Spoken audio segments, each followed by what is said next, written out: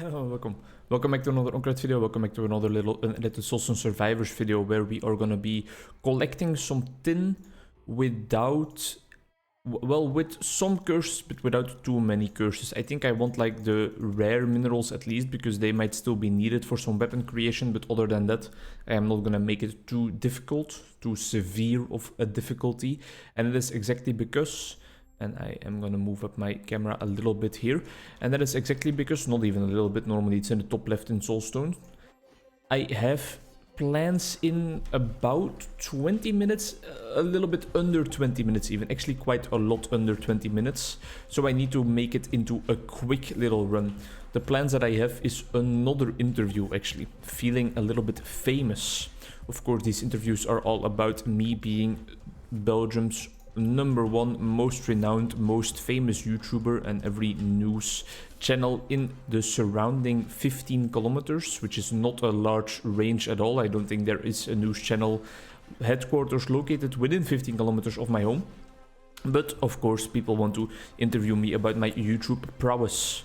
Hey Onkruid, how do you do it, man? Create so much amazing content in such little time. Like, how do you have the time to do that even when you are already working, even when you have a social life and a girlfriend as well? Answer is very simple. I just completely throw my girlfriend by the wayside and not give her any attention at all.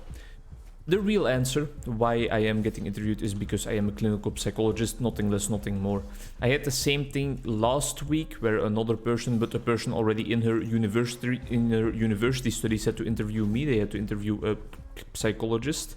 Now, this time around though, it is someone in high school. So a bit younger, maybe a bit less knowledgeable about the whole psychology thing, because the person from last week was somebody studying psychology herself, so she knew what I was talking about most of the time. Maybe this time the questions will be a little bit different. Either way, I'm looking forward to it. Not necessarily because I love the attention or anything. I guess that's also probably a little bit true. There's also probably a little bit of pride in there, like, you know, reading I am looking for a clinical psychologist and being able to say like, hey, I am one. You can have this conversation with me. I guess there is probably some pride in there as well, but most of all it is being helpful, hopefully, to that person. Hopefully providing some value to them in the sense of helping them with a school appointment. With the person from last week, the interview then, it was actually an appointment I had to do myself a couple of years ago, so that made it even more easy for me to make the decision of like, yeah, I definitely want to help that person out. And this time the decision was made rather quickly as well. Afterwards, only afterwards, I heard that it is actually, what should I say, kind of like a family friend, if you will. It is actually the sister of the boyfriend of my niece once removed. Is that how you say it? No idea. I think there's another word for it, not once removed, but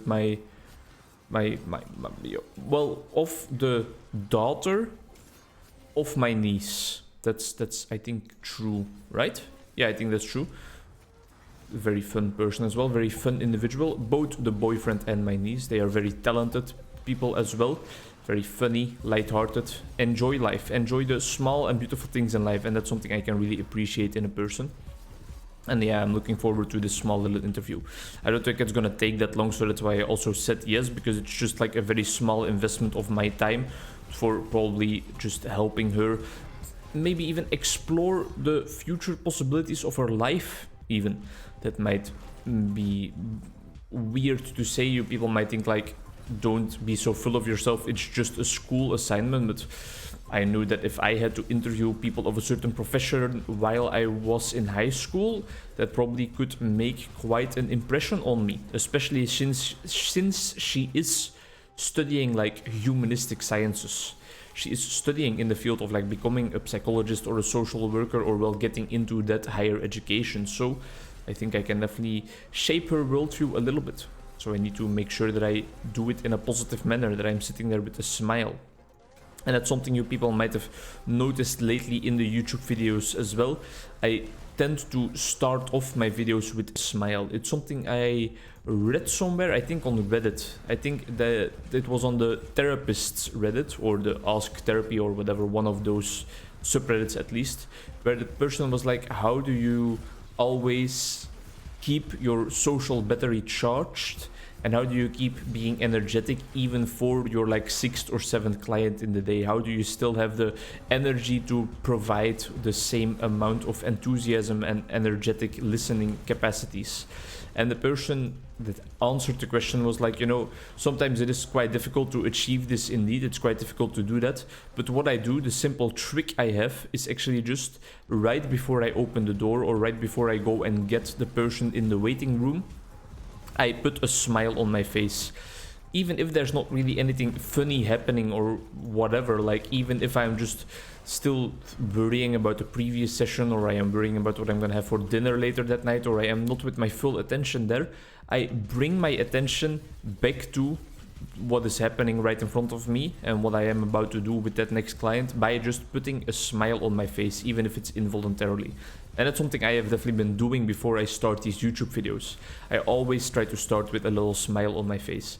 And I notice immediately that it makes, instead of being like, hi, hello and welcome back to another Onkruid video, welcome back to another Soulstone Survivors episode, I immediately get like the smiles. I get a bit jittery, you know?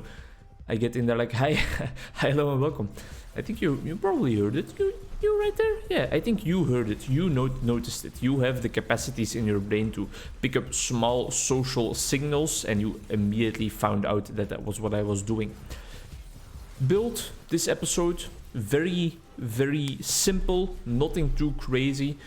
A little bit focused on area, a little bit focused on attack speed, and in general, in terms of skills, just focused on raw damage. We are playing on a low curse intensity, so raw damage is often enough to get rid of all the enemies that cross our path. We also stayed in the corner for a whole while, just in the hopes of speeding up the run a little bit more. And now I am quickly roaming around, looking down, and all I see, it's quickly just because I am still here to collect as much tin as possible. That is like my main goal. Also to blow up and then act like I don't know nobody, but also to collect tin, you know? You gotta have multiple goals in mind. I think it's important in life as well.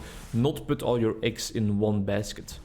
And it's quite a tricky thing to balance out, because in the meantime, at the same time, you also don't want to be working on 50 things at once, because then it will be very hard to get your priorities in order and know what you want to focus on right now, what you want to work on right now. But what I mean is, like, for example, also when reading books, you don't necessarily have to be reading just one book at all times. A little bit of switching, a little bit of diversity, variety can sometimes be very, very handy. Also when investing in goals. And that's why I am also always having multiple YouTube series running at once now. Earlier, back in my first YouTube days, I would completely finish a game most of the time before starting something new. Lord of the Rings Battle for Middle-earth, for example, Lego Harry Potter. Oh man, it feels like such a long time ago already.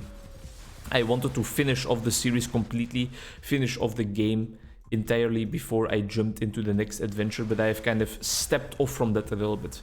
Let go of that tendency. Just a little bit of variety, you know? Sometimes you don't feel like recording that one single game that you are doing a series in.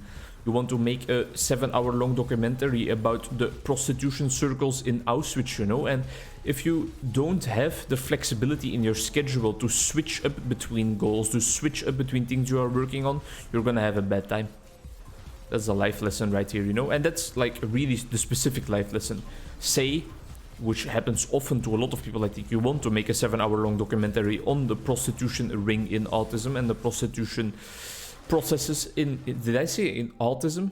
I meant to say in Auschwitz. My mind is a little bit all over the place right now because I'm talking way too quickly, as I am prone to do. But you need to have the room in your agenda. You need to have what we call buffer time.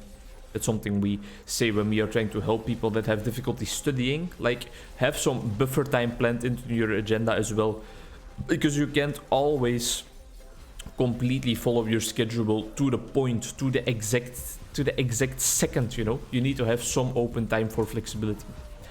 If you want to know more about prostitution in Auschwitz, by the way, it is a very interesting subject, of course. Well, in fact, I'm not going to do this right now.